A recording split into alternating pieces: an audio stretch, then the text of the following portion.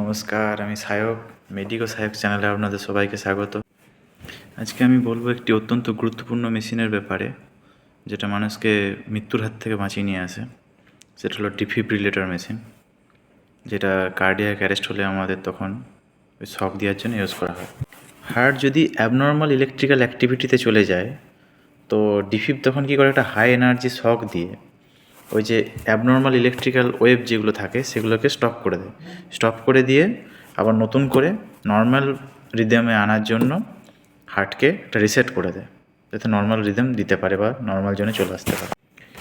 ডিফিব use করার যে basic স্টেপগুলো আছে, দেখতে হবে প্রথমে চেক করতে হবে পেশেন্ট আনকনসাস, পালস নেই, তো সেক্ষেত্রে সিপিআর শুরু করতে হবে। সিপিআর শুরু করার পর মেশিন অন করতে হবে। মেশিন অন করে যে মেশিনের যে এক্সটার্নাল প্যাডেলগুলো আছে, প্যাডেলগুলো একটা রাইট সাইডে স্টার্নামে এই জায়গাতে লাগাতে হবে, একটা লেফট লোয়ার সাইডে লাগাতে হবে অ্যাপেক্স পজিশনে।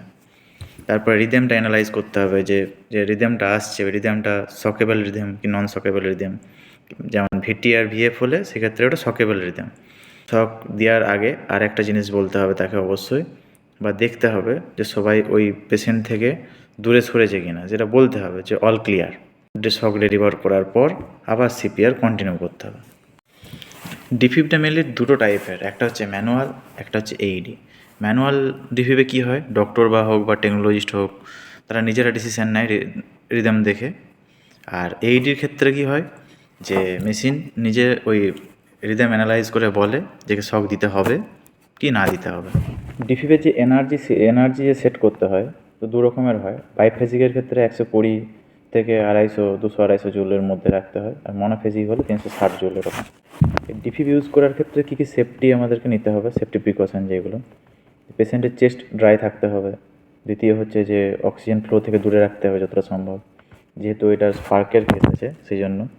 আর তৃতীয় হচ্ছে যে মেটাল জিনিস অ্যাভয়েড করতে হবে। চতুর্থ হচ্ছে যে পেশেন্টকে কেউ টাচ করা চলবে না বা শক দেওয়ার সময় বা শক ডেলিভার করার সময়। এটা ডিফিব এক্সটার্নাল প্যাডেল, তো এইটার যে পজিশনিতে মানুষের শরীরে যে পজিশানে দেওয়া হবে, দুটো পজিশন আলাদা আলাদা জায়গায় থাকে। এটা থেকে হার্টের অ্যাপেক্স পজিশন, এই জন্য লেখা আছে অ্যাপেক্স ছবি দিয়ে বা স্টারনাম লেখা আছে। এটা থাকবে রাইট সাইডের হাতের একদম মিডিয়ান স্টারনামের সাইডে, রাইট সাইড। তো ওই পজিশনে আছে, গোল দাগ দেওয়া আছে গ্রিন কালারের। এটা থাকবে বাঁ হাতে, এটা থাকবে ডান হাতে। তো প্রথমে আমাদেরকে যেটা দেখতে হবে যে এইটার পাওয়ারটা আমাদের অন করা আছে কি নেই। যদি ওই মেশিনের ব্যাটারি ব্যাকআপ থাকে, তো এটা একবার চেক করে নেওয়া জরুরি, যেহেতু এটা আমি নর্মাল ইউজার টেস্ট করব।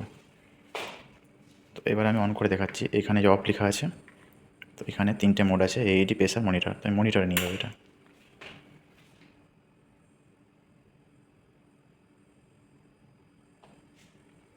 এবারে আমি যাব মেন স্ক্রিনে। এখানে মেনু বার যেটা আছে, এই নবটা ঘুরি ঘুরি, যে এখানে আছে ইউজার টেস্ট। ইউজার টেস্ট আমি করবো এখন। Routine test, high energy test আর কন্ট্রোল টেস্ট। তো আমি ইউজার টেস্টে যাব। এখন routine test, high energy test, control test তিনটেই করছি আমি। স্টার্ট টেস্ট, যে confirm paddles or electrodes are not connected with patients, energy will be delivered automatically during test। তো এটা আমাদের ইলেকট্রোড আর প্যাডেলটা, যেহেতু এটা ইউজার টেস্ট হচ্ছে, সেহেতু এবার কনফার্ম করে নিচ্ছে যে কোনো পেশেন্টের সাথে কানেক্ট করা আছে কি নেই এটাই, কারণ এটা অটোমেটিক শক ডেলিভার হবে। যে place paddles in slot, confirm they are placed properly. এগুলো হলো এক্সটার্নাল প্যাডেল। ডিফিবের এক্সটার্নাল প্যাডেল এক ধরনের হয় ইন্টারনাল প্যাডেল, আর এক ধরনের হয় এইডি, যেটা প্যাচের মতো হয়, চিপকানো থাকে পেশেন্টের শরীরে অটোমেটিক শক দেওয়ার জন্য। এগুলো এক্সটার্নাল প্যাডেল। এখন এটা বলছি প্যাডেলগুলো প্লেস আছে কিনা প্রপারলি, যেমন প্রপারলি প্লেসড অপশানে আছে, এই পজিশানে থাকে। তো এবার আমরা দেখে নেব, নেক্সট কনফার্ম করে দেবো এটা।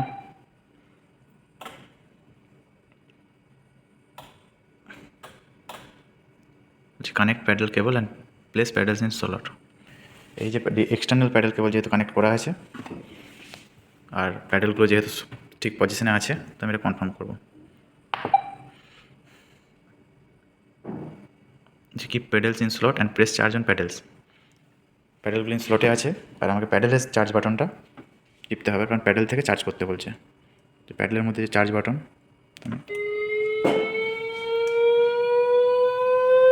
এটা বলছে যে শক দেওয়ার জন্য বলছে।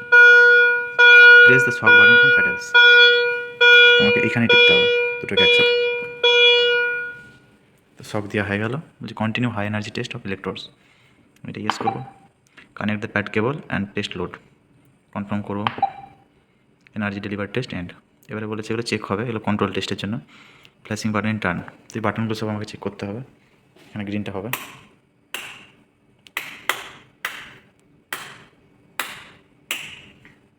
এনার্জিটা টেস্ট হচ্ছে অ্যাকচুয়ালি, যেটা সব এনার্জি ডেলিভার করার জন্য কন্ডিশনে আছে কিনা। এই বাটন দুটো টেস্ট হবে।